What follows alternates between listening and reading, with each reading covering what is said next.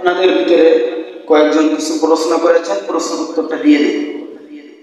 খুব খেয়াল করে শুনবেন ইনশাআল্লাহ। কতটুকু সম্পদ থাকলে কুরবানি দিতে হবে? কুরবানির গোশত ফ্রিজে রাখা যাবে কিনা? কুরবানির সামর্থ্য থাকা সত্ত্বেও কুরবানি না দিলে সমস্যা হবে কিনা? কুরবানি করার সময় ওই পশুতে যতজন শরীক থাকে প্রত্যেকের নাম বলা আবশ্যক কি আবশ্যক না? নাম বলা লাগবে কি লাগবে না?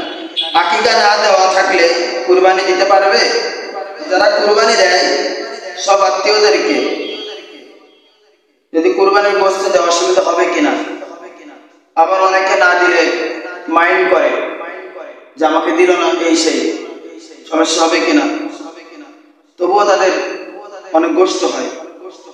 রুমে অ্যাটাচ বাথরুম থাকলে নামাজ পড়লে অসুবিধা হবে কিনা? ফজরের সময় ঘুম থেকে উঠতে দেরি হইলে যখন ঘুম ভাঙে উঠে নামাজ পড়লে অসুবিধা হবে কিনা? কখন নামাজ পড়তে হবে? দোয়ায় কুনুত ছাড়া ভেতরে নামাজ হবে কিনা?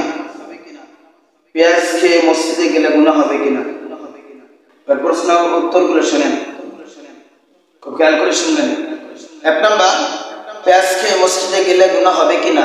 হ্যাঁ, অবশ্যই আপনাকে ব্রাশ করে যেতে হবে, অথবা যেটা খেলে গন্ধ নাই এটা খেয়ে যেতে হবে। এটা কাঁচা পেঁয়াজের কথা বলা হয়েছে।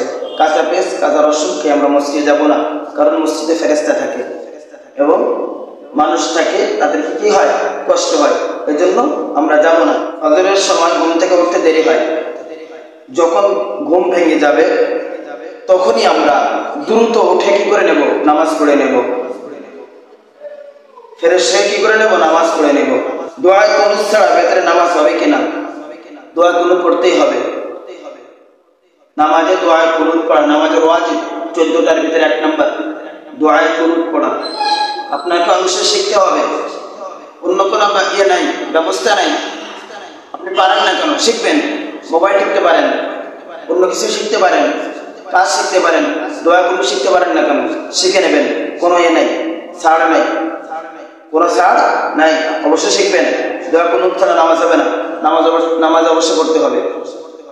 যারা পারে না শিখে নেবেন, আলেমদের কাছে যেয়ে শিখে নেবেন। রুমে অ্যাটাচ বাথরুম থাকলে নামাজ হবে কিনা? অসুবিধা হবে না, নামাজ পড়তে পারবেন। রুমে অ্যাটাচ বাথরুম থাকলে নামাজের কোনো অসুবিধা হবে না। যে সমস্ত আত্মীয় স্বজনরা কুরবানি থাকে, তবুও যদি তাদেরকে গোশত না দেওয়া হয় তাহলে মাইন্ড করে, তবুও তাদের অনেক গোশত হয়ে যায়। কুরবানি দিবেন, কুরবানির গোশত আত্মীয় স্বজনদের দিবেন, কম হোক বেশি হোক হাদিয়া পাঠিয়ে দিবেন, মিসকিনদেরকে দিবেন, অসুবিধা নেই। সবাইকে দিতে হবে, টুকটাক সবাইকে দিবেন। আকিকা না দেওয়া থাকলে কুরবানি দিতে পারবে? আকিকা এক জিনিস, কুরবানি আরেক জিনিস। অসুবিধা হবে না, দিতে পারবেন। আকিকা না দেওয়া থাকলে কুরবানি দেওয়া যাবে কিনা? আকিকা একরকম জিনিস, কুরবানি আরেকটা, দিতে পারবেন, অসুবিধা নেই। রফিকা বুঝছেন তো ইনশাআল্লাহ? বুঝা যাচ্ছে না? ইনশাআল্লাহ। কুরবানি করার সময় ওই পশু যতজন শরীক থাকে প্রত্যেকের নাম বলা লাগবে কিনা? 2টা সুন্নাত আছে, নাম বললে ভালো, অসুবিধা নেই। 7 জনের নাম বলে এরপরে যিনি জবাই করবেন, ইমাম সাহেব বা আলেম, উনি কি করবেন? শরীর চালাবেন, জবাই করবেন, নামটা বললে ভালো হয়। আর যদি নাম না বলে অসুবিধা নেই। আল্লাহ রাসূল সাল্লাল্লাহু আলাইহি ওয়াসাল্লাম তিনি এবং করেছেন, উম্মতের জন্য করেছেন। উনি কুরবানি করার সময় নাম নিয়ে করেছেন, যেন নাম নিলে অসুবিধা নেই। কুরবানির সামর্থ্য থাকা সত্ত্বেও কুরবানি না দিলে সমস্যা হবে কিনা? অবশ্যই। কুরবানি তাদের সামর্থ্য আছে, যদি কুরবানি না দেয় সমস্যা অবশ্যই হবে। কুরবানি বাংলাদেশে আমরা যে মাযহাব মানি, ইমামে আযম আবু হানিফা রাহমাতুল্লাহি আলাইহি, ওনার মাযহাব মতে ওয়াজিব ছুটে গেলে যে গুনাহ হয় এই গুনাহ হবে।